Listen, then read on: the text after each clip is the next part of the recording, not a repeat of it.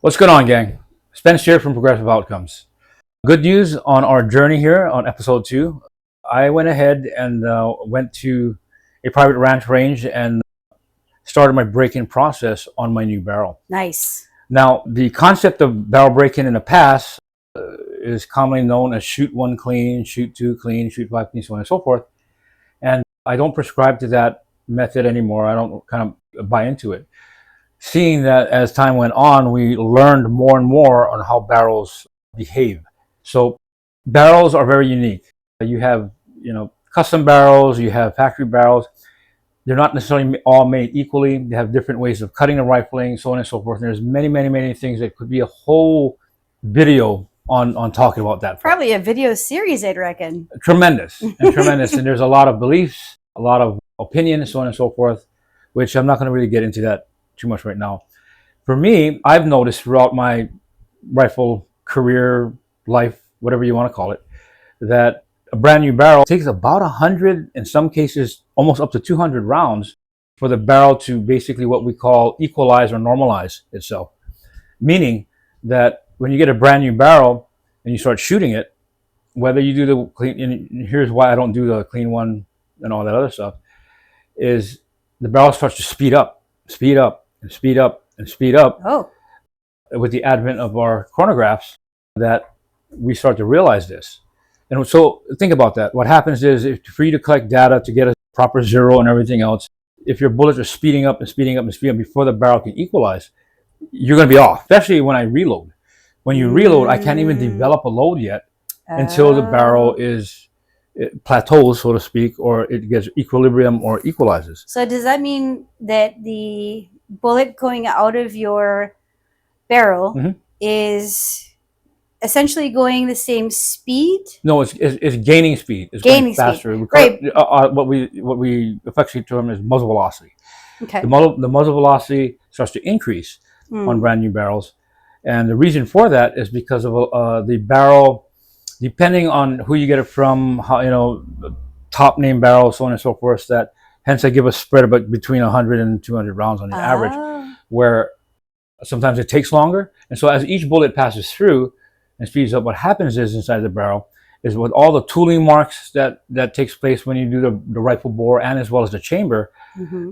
There's rough edges, high spots, low spots sometimes, and all that all that carving and the tool marks just in there.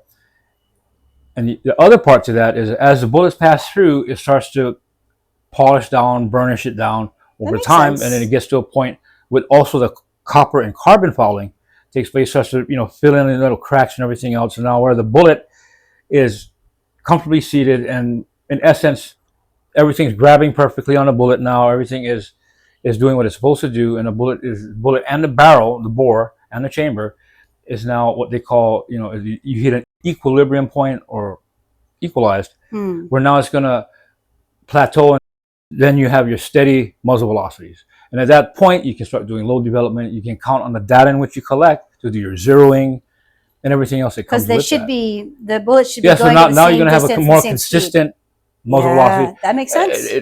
Generally speaking, depending on ammo, depending on how you reload, so on and so forth. But that's usually when the reloading process starts, if you're a reloader, because it's kind of useless that you're trying to develop a load when you can't count on that muzzle velocity. It's constantly changing. So that's what I consider a break-in. And so what differentiates the barrel, there's a process called lapping, and there's many different ways of lapping the barrel. And usually custom barrels do a lot of hand lapping prior to you getting a barrel, hence the cost and depressurization and distress, so on and so forth, depending on how they cut the rifling. What I've decided is, and I've never seen this on the internet or anything else, but I said, I'm going to try something different to maybe see if I'm going to try a product here that technically should speed up that process, so I don't have to wait 100 rounds. Speed up the lapping process. Well, speed up the breaking process is more what I call it. By using a method of lapping. Would be more what I'm getting at. Gotcha. That being said, I'm going to fire lap. So those of you that don't know what that means, basically fire lapping. Let me back up a little bit here. Lapping is the process of getting something of the diameter of the barrel, okay, and you use a compound, basically like a gridded compound, and it's like sanding in a way, fine sanding. And you can do it by hand. They call it hand lapping. And you can go up and down the barrel and it smooths it out by using lapping compounds, so on and so forth. Another process is what they call fire lapping. Fire lapping is basically the process of getting a bullet in the diameter caliber that barrel that's designed for. Right. And putting a coating over it and rolling into what they call aluminum oxide. Aluminum oxide is basically a grit that's put on the bullet. So it's just the same principle of doing a hand lap, but it's all stuck to a bullet. Stick the bullet in a chamber and you fire it, and all the heat and pressure goes down and it starts to lap the barrel in that fashion. Hence they call it fire lapping. I've searched YouTube and the internet. I haven't seen much about it. There is a lot of information on Google when you pull it up, and gunsmithing schools teach it. The reason why I don't have much information because I've never seen anyone ever put up a video. So lucky me, I'm going to try it, and I'm not, there's some apprehension there. Insert laughter here. Because, so what I decided to do, I decided to buy the product from. And the individual's name is David Tubbs. David Tubbs is a legendary shooter, long-range shooter, deep into the long-range world of riflery. Look the guy up. I mean, the guy's amazing. He's very inventive, very reputable, and one of the legends in the shooting community. So Mr. Tubbs, David Tubbs here, has a product. He had the product out for a while now, and you can find it on YouTube. So search YouTube for David Tubbs, and you'll find all that stuff on there. And so I decided, instead of me getting the bullets and rolling it myself, I figured, well, let me get somebody who has a professional marketing way of putting it together. So what I decided to do is get his product. It's kind of inexpensive, under $40, and I'm going to fire lap the first rounds out of the barrel in hopes of, and for the process of speeding up the barrel breaking process. Oh. Yep. And so here's his product here with the instructions on here. And basically you can see here, if you take a look at it, these bullets are coated with aluminum oxide. And so there's 5 levels of compound. One obviously being the heavier grit, and it gets lighter and finer as you go up. In his instructions, because I have a custom barrel that he recommends I start from 3 and go forward, and each compartment carries 10 bullets each. And of course I reload, so I have to, reload these bullets into a cartridge at the lowest powder charge that's recommended for what caliber I'm shooting. So you want, the bullet to stay in there and do its job. So as I open this, as you can see, it's gritty. You can feel it. It's a little gritty, a little powdery. And so at the level of my barrel per instructions, instead of shooting 10, I start at 3 and move up to the finest. So I do 7 in the 3, 7 in the 4, and all 10 on the number 5. So some of the videos that you're going to see here in a little bit is me shooting the first. So the total is 24 rounds. So I shoot 12 rounds per instructions, then I clean. Shoot the remaining 12 rounds and I clean. And then when I mean clean it.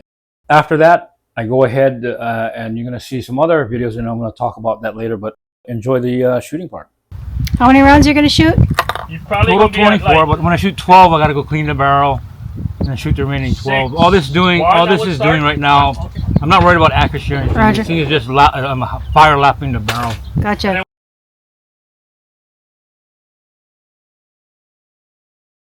The top target, but it's not for accuracy. I'm going to try to put 12 on one side, 12 on the other. Oh. So what this is, how we talk about barrel break-in. Yeah. So these bullets are aluminum something coated. Oh. Where it's actually polishing the chamber and the barrel. Oh. So that way I don't have to shoot 100 rounds to balance the gun and get there faster. Yeah, I thought it flashed. So this is like a barrel break-in bullet kind of thing. They call it fire lapping.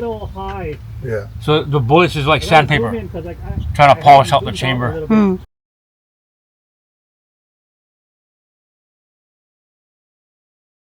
That's weird. I'm gonna go shoot another And one. yours dead center? It's like different grade sandpaper. Roger. And then the thing is to have to bore sight. Aim right edge. So yeah, shooting. At least I'm on paper.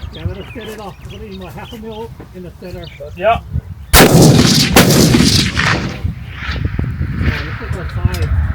Look like you're high to the left.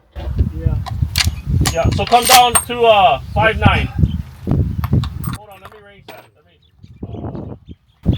Actually, you could probably come down 5'8", 6". 5, no, not 6. You're looking at 5'8". 5.8. Okay. And then you gotta go. I would go right 0.8. Yeah, send it whenever you're ready. Shit, I don't even know where the 2 rounds went.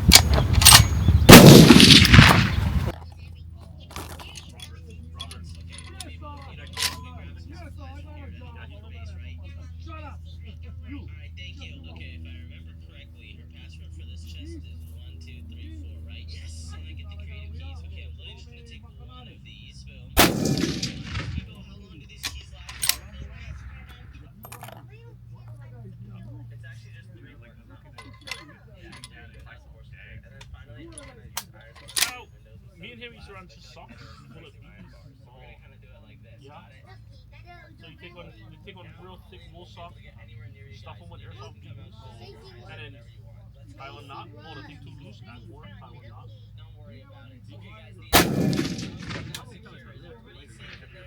I don't care about the feel because when I just fold them over, the thing stays on. You stack it down. You shouldn't squeeze and put a lot of tension. Throws off your shot. It's fatigue. Don't worry, I won't let her find out. It's back in the chest now, and I'm leaving. I gotta go protect these pet guys. Yeah, because you're fatiguing, because you're squeezing this, you're trying to concentrate on shooting, and you relax everything else.